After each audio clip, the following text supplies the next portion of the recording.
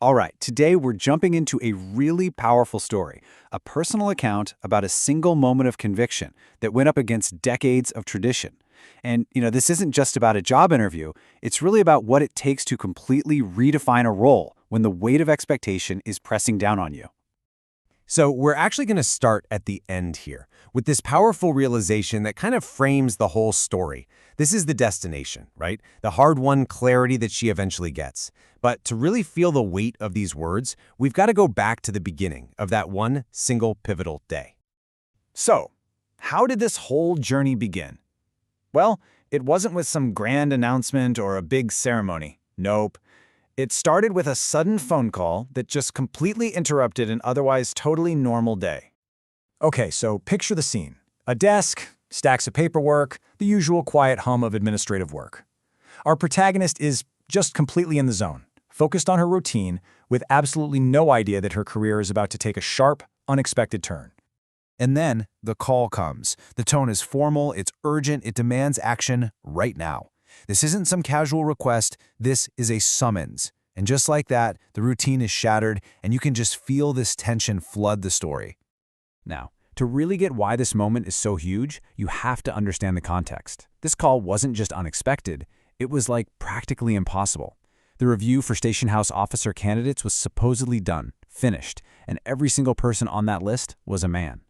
She wasn't even supposed to be in the running, so this one phone call puts her smack in the middle of territory no one, maybe not even her, expected her to enter. So she gathers herself, says a quick prayer, and heads to the city police officer's office. And you gotta know, this isn't just a walk down a hallway. It's a walk into an arena, a place where her entire future is about to be decided. I mean, can you imagine walking into a room like that? It's not loud or chaotic, but you can feel the power in the air, the weight of everyone just watching you, scrutinizing you. Every single person in that room is evaluating her. The pressure must have been immense.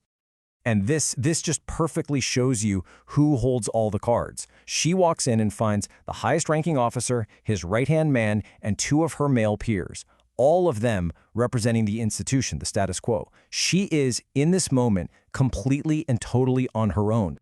And there it is, the question. The one question that everything is riding on. The CPO just cuts right to the chase. He doesn't ask about her skills, her track record. He asks about her capability, as a woman, to lead in a world dominated by men. Can you manage that? The subtext is just screaming, right? Can you, a woman, actually handle this? Her response to this monumental, loaded question is what defines the entire story.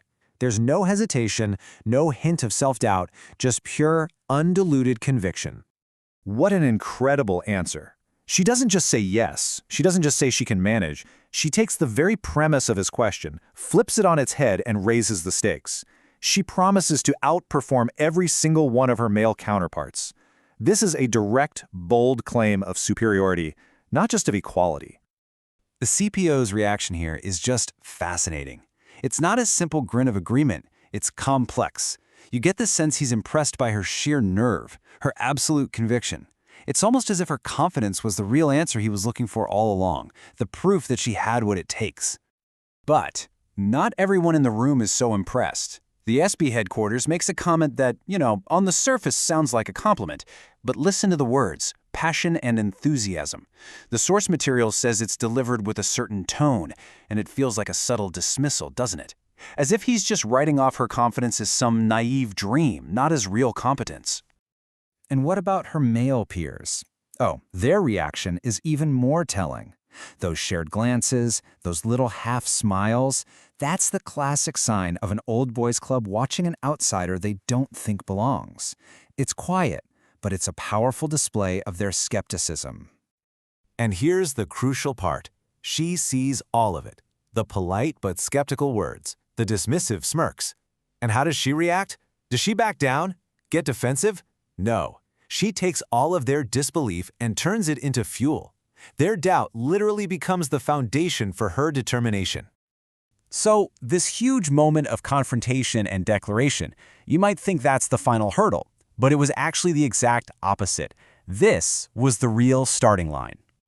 This is why the whole thing is framed as a silent declaration. Yeah, she spoke the words, but the real statement was her presence, her unshakable confidence in a room that was basically designed to intimidate her. She was declaring, without a doubt, that she was ready to redefine this role on her own terms. So as she walks out of that office, all the ambiguity is just gone. The different reactions in that room, from the CPO's intrigue to her colleague's skepticism, it all just cemented her mission. She wasn't just taking a job anymore. She was taking on an entire system. And that brings us right back to the central question, doesn't it? Her story gives us a pretty powerful answer. Real change, it seems, requires this unshakable belief in yourself, especially when you might be the only one in the room who has it. And that, right there, is the power of a silent declaration.